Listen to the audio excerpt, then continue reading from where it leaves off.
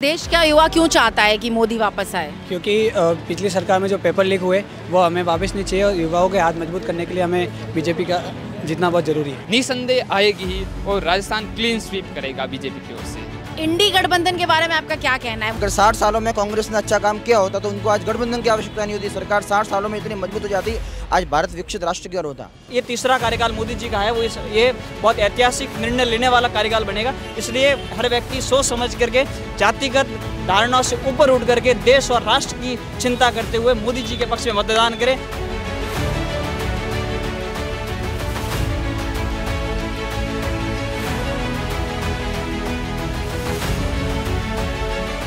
नमस्कार दोस्तों, know the nation के साथ जुड़े रहने के लिए थैंक यू सो मच। तो राजस्थान की हमारी अगली जगह है सिरोही। सिरोही फेमस है अपने तलवारों के लिए। यहाँ पे हाथों से बने हुए तलवारों की कारीगरी वर्ल्ड फेमस है। तो इलेक्शन के तलवार तन चुके हैं। तो आइए हम सिरोही की जनता से जानते हैं कि उनके दिल में क्या है, कि इस लड़ाई में जीतेगा कौन, किसकी तलवार में है धार। चलिए पूछते हैं कुछ लोगों से, युवाओं से। फेज 1 की वोटिंग हुई है राजस्थान में और 102 कॉन्स्टिट्यूंसीज में, और फेज 2 होने वाला है आपके सिरोही में। तो क्या लगता है आपको कि क्या है माहौल, इलेक्शन का वाइब चेक? मैम तो अब यहाँ देखते हैं कि पिछले 10-15 साल से हमारे यहाँ बीजेपी ही आ रही है। क्यों, लेकिन कारण क्या है? लुम्बाराम जी चौधरी जो है वो एक ऐसी जगह से बिलोंग करते हैं कि वो किसान है। पार्टी ने उनको एक किसान नेता के रूप में चुना है, तो उस हिसाब से माहौल उनका ही है। अच्छा, तो आप कह रहे हैं कि वो जमीन से जुड़े हुए नेता है और ये कारण है? जी मैम। और विश्व स्तर पे जो काम हुआ है 10 साल में, उसके बारे में आप क्या कहना चाहेंगे? जब से मोदी जी ने देश की कमान संभाली, भारत सुरक्षित हाथों में है। देश की सीमाएं मजबूत है, देश सुरक्षित हाथों में है और पूरा प्रदेश और पूरा देश आज खुश है। और मोदी जी को बहुत अच्छे बहुमत के साथ में, और 400 पार का जो लक्ष्य आदरणीय नरेंद्र मोदी जी का वो पूरा होगा, निश्चित तौर पर पूरा होगा। और ये जनता खुश है और जनता मोदी जी के योजनाओं से, मोदी जी की गारंटियों से प्रभावित है। यहाँ की जो स्थानीय उम्मीदवार है जो कि वैभव गहलोत जी, अशोक गहलोत जी के सुपुत्र है, ये वही अशोक गहलोत है जिसने एसओजी और एसआईटी के गठन को रोका था और पेपर लीक के माफियाओं को, सरगनाओं को एक श्रेय देने का काम किया था, जिससे युवाओं के अंदर एक विरोध है। हर घर जल जो पहुंचाया है मोदी जी ने, उसके बारे में आप लोग क्या कहना चाहेंगे? बहुत ही अच्छी योजना, हर गांव में, हर घर में नल पहुंच रहा है, लगभग पहुंच चुका है, 60% काम हो चुका है। बाकी जो काम है वो नेक्स्ट कार्यकाल में कर देंगे। इस बार के बीजेपी मैनिफेस्टो में बात की गई है कि इसके लिए कड़ी कानून आने वाले हैं, तो इसके बारे में आप कुछ कहना चाहेंगे? एसआईटी जैसे कार्रवाई कर ही रही है और हमने कई जगह ऐसे रिजल्ट्स भी देखे हैं कि राजस्थान के वर्तमान सीएम जो भजनलाल जी शर्मा है, उन्होंने जैसे उन पर कार्रवाई की है और कई ज़्यादा को पकड़ा है। और हम उनसे आज भी यही अपील करते हैं कि उनकी जड़ तक पहुँचे और जो उसमें कोई नेता, राजनेता जो उसमें शामिल हो, चाहे कांग्रेस का हो या बीजेपी का हो या किसी प्रशासन से वो बिलोंग करता है, तो उसको भी कड़ी से कड़ी सजा दी जाए। ठीक है, आप कुछ कहना चाहेंगे? देश का युवा क्यों चाहता है कि मोदी वापस आए? क्योंकि पिछली सरकार में जो पेपर लीक हुए वो हमें वापस नहीं चाहिए और युवाओं के हाथ मजबूत करने के लिए हमें बीजेपी का जीतना बहुत ज़रूरी है। और 10 साल में जो काम हुआ है उससे आप खुश हैं?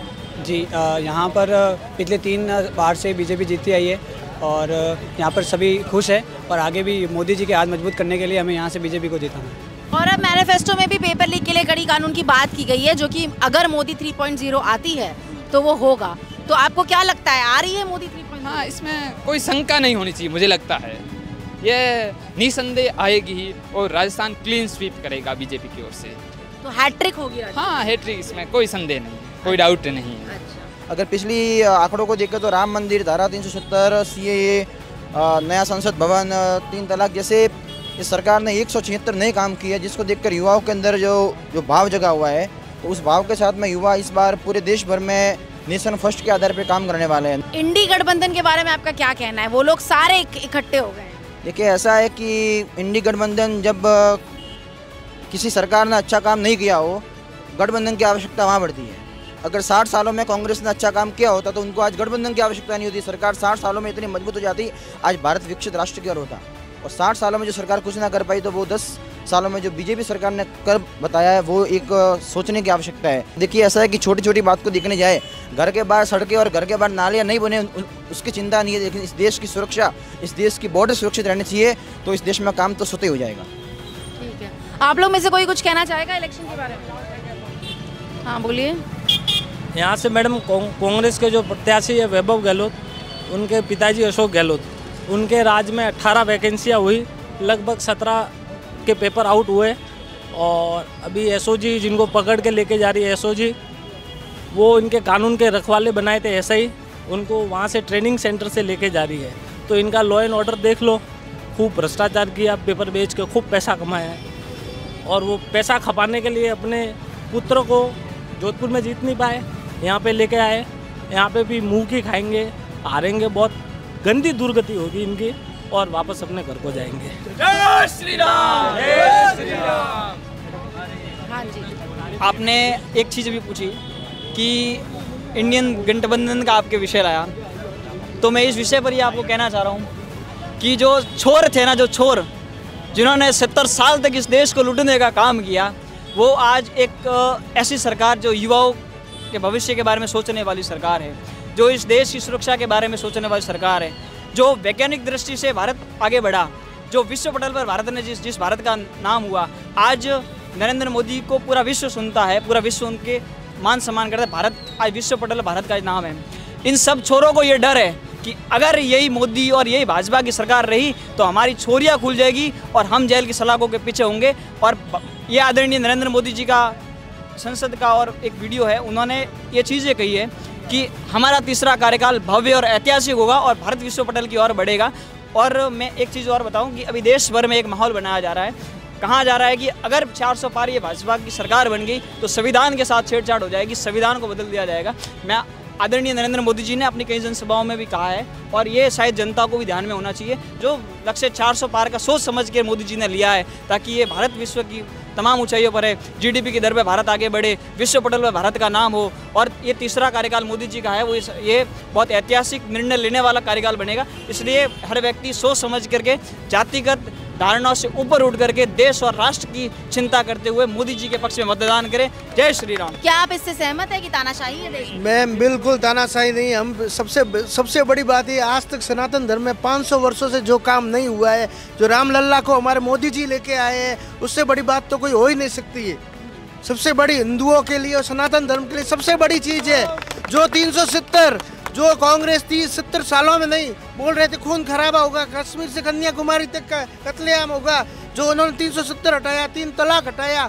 और ऐसे शख्स जो इनको वर्ल्ड मानता है, इंडिया लेवल में वर्ल्ड के वो नेता है श्री नरेंद्र मोदी जी। मैं बोलता हूँ 400 नहीं 400 से प्लस की सीटें आएगी। कौन सी तानाशाही की बात करता है, मैं ये पूछना चाहूँगा, धारा 370 की तानाशाही, या भारत के अंदर जब भारत नेतृत्व करता है G20 की उसकी तानाशाही, या फिर कश्मीर के अंदर CAA लागू हुआ उसकी तानाशाही, 3 तलाक की तानाशाही, राम मंदिर की तानाशाही, कौन सी तानाशाही की बात करते हैं?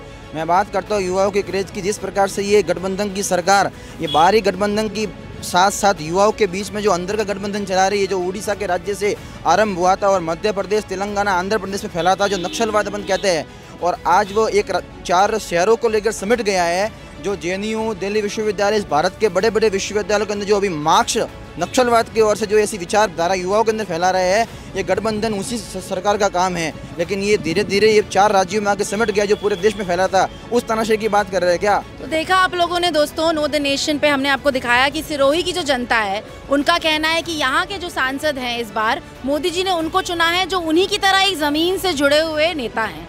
और यही कारण है कि संदेश खाली में भी उनको चुना गया है, जो संदेश खाली के पीड़ितों की, महिलाओं की आवाज़ बनी थी। और यही कारण है कि MP में, छत्तीसगढ़ में ऐसे लोग जीत रहे थे जिनको ज़मीन से जुड़े हुए, जिनको कोई जानता नहीं था, उनको उन्होंने चुना था और वो जीते थे, जिनको पिछली सरकारों ने नकारा था। तो ऐसा लोगों का मानना है। लेकिन हमारी नो द नेशन की जनता का क्या मानना है, आप हमें बताइए हमारे कमेंट्स में।